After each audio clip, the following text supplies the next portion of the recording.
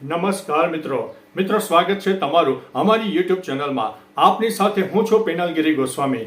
આજની વિડીયોમાં વાત થશે આજે તારીખ 26 મે થી લઈને 31 મે સુધી ગુજરાતમાં કેવું રહેશે હવામાન અને 1 જૂન બાદ શું વરસાદની પરિસ્થિતિ રહેશે ગુજરાતમાં। પ્રથમ સિસ્ટમની વાત કરીએ તો અરબી સમુદ્રમાં જે સિસ્ટમ સર્જાય છે તે લાંબા ગાળાની સિસ્ટમ છે। અત્યારે વેલ માર્ક લો પ્રેશર સિસ્ટમમાં તે તબદીલ થઈ ગઈ છે અને તે મહારાષ્ટ્રના અનેક વિસ્તારોને પ્રભાવિત પણ કરી રહી છે, જેના ભાગરૂપે થઈને મહારાષ્ટ્રમાં 2 થી લઈને 4 ઇંચ કરતાં પણ વધારે વરસાદ થાય અને કહી શકાય કે દક્ષિણ ભારતના તટીય વિસ્તારોમાં ભારે નુકસાની આપી શકે તેવી સંભાવના છે। બીજી તરફ મિત્રો ચોમાસું કેરળને ધીમે ધીમે ક્રોસ કરી ગયું છે અને તે ઉત્તર તરફ ધીમે ધીમે આગળ વધી રહ્યું છે અને ગુજરાતમાં ચોમાસું વહેલું આવે તેવી શક્યતા છે। પરંતુ મિત્રો લખીને રાખજો કે ચોમાસું ગુજરાતમાં આવે કે ન આવે, પરંતુ વરસાદની સિસ્ટમો બનવી ચોક્કસથી જરૂરી છે। ભલે ચોમાસું એન્ટ્રી કરી લે પરંતુ અરબી સમુદ્ર અને બંગાળની ખાડીની વરસાદની સિસ્ટમો સક્રિય નહીં થાય તો આપણને પૂરતા પ્રમાણમાં વરસાદ ન મળે। એટલે મિત્રો વરસાદની સિસ્ટમો ઉપર ખાસ આપણે ફોકસ કરવું જરૂરી છે। ચોમાસું તો તેના નિયત સમય પ્રમાણે આગળ વધતું રહેશે, પરંતુ અવનવી સિસ્ટમો હોય, સાયક્લોનિક સિસ્ટમ હોય, લો પ્રેશર સિસ્ટમ હોય અથવા તો મિની વાવાઝોડા જેવી પરિસ્થિતિનું નિર્માણ થાય અને લો ક્લાઉડ ફોર્મેશન તમામ પ્રકારના પરિબળો એક સારા વરસાદ માટે આપણને જરૂરી હોય છે। હવે વાત કરીએ તો મિત્રો ગઈકાલે રાજસ્થાન, ઉત્તર ગુજરાત હોય, મધ્ય ગુજરાત, દક્ષિણ ગુજરાત અને સૌરાષ્ટ્રના અનેક ભાગોમાં વરસાદી માહોલ જોવા મળ્યો। કોઈ જગ્યાએ તો ભારે અને તોફાની પવન સાથે વરસાદ ખાબકી ગયો, અનેક જગ્યાએ વૃક્ષો પડ્યા, કાચા પક્કા મકાનોને નુકસાન થયું છે, વીજળી પડવાની પણ ઘટના બની છે।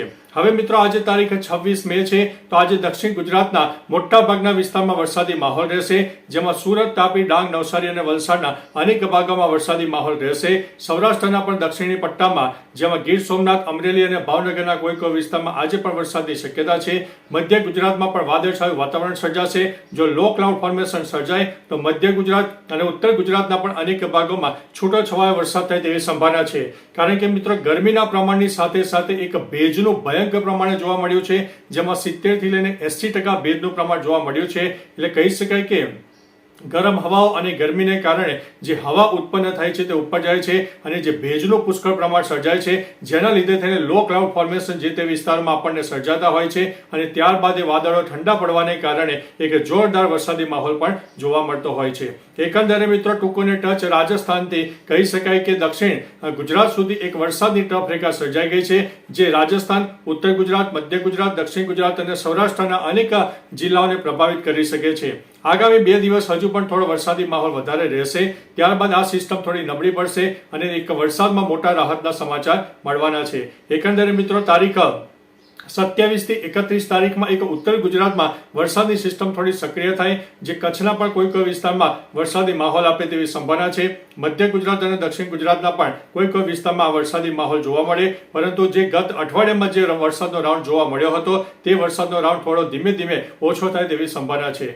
બાકી મિત્રો ચોમાસાએ જ્યારે કેરળમાં દસ્તક દઈ દીધી છે ત્યારે ચોમાસું તેની એક સ્પીડથી આગળ વધી રહ્યું છે અને ગુજરાત સુધી ચોમાસું જલ્દી આવી જાય તેવી સંભાવના છે। પરંતુ જો મિત્રો કોઈ વરસાદની સિસ્ટમમાં અથવા કોઈ નવી સિસ્ટમ ચોમાસાને અવરોધ ઉત્પન્ન ન કરે તો ચોમાસું તે ગુજરાતમાં નિયત સમય કરતાં પણ વહેલું આવી જાય તેવી સંભાવના છે। પવનની વાત કરીએ તો ગુજરાતમાં પવનનું પ્રમાણ 35 થી લઈને 60 કિલોમીટર પ્રતિ કલાકની ઝડપે રહેવા મળે અને ભેજનું પ્રમાણ 70 થી લઈને 80%, પ્રદૂષણનું પ્રમાણ પણ થોડું વધારે જોવા મળે, કારણ કે ધૂળની ડમરીઓ ઉડવાને કારણે એક પોલ્યુટેડ વાતાવરણ સર્જાઈ શકે તેવી શક્યતા છે, જેમાં 100 થી લઈને 180 એર ક્વોલિટી ઇન્ડેક્સ રહે તેવી પણ સંભાવના છે। ગરમીના પ્રમાણની વાત કરીએ તો 35 થી લઈને 41 ડિગ્રી હજુ પણ ગુજરાતના અનેક ભાગોમાં ગરમીનું પ્રમાણ જોવા મળે અને બીજી તરફ ભેજના કારણે આપણને ભયંકર બફારાનો અહેસાસ થશે, પરસેવે રેબઝેબ થઈ જશો। એટલે મિત્રો બપોરનો જે 12 થી તે 4:30 વાગ્યાનો સમયગાળો છે તેમાં થોડા સાવચેત રહેજો, એલર્ટ રહેજો, ઘરની બહાર કામ વગર ન નીકળતા। બીજી તરફ મિત્રો 9 તપાના દિવસો ચાલી રહ્યા છે, એટલે કે ગઈકાલે તારીખ 25 થી લઈને 9 દિવસ તમારે ગણીને ચાલવો, જેની અંદર સૂર્યની ભયંકર જ્વાળાઓ કહી શકાય કે પૃથ્વી ઉપર આપણને જોવા મળશે, જેના લીધે થઈને ભયંકર ગરમીનો અહેસાસ થશે અને સાથે ભેજના કારણે બફારાનો અહેસાસ થશે। એટલે કહી શકાય કે આપણને એક ઉકળાટભર્યું વાતાવરણ અને ગભરાટભર્યું વાતાવરણ જોવા મળે તેવી સંભાવના છે।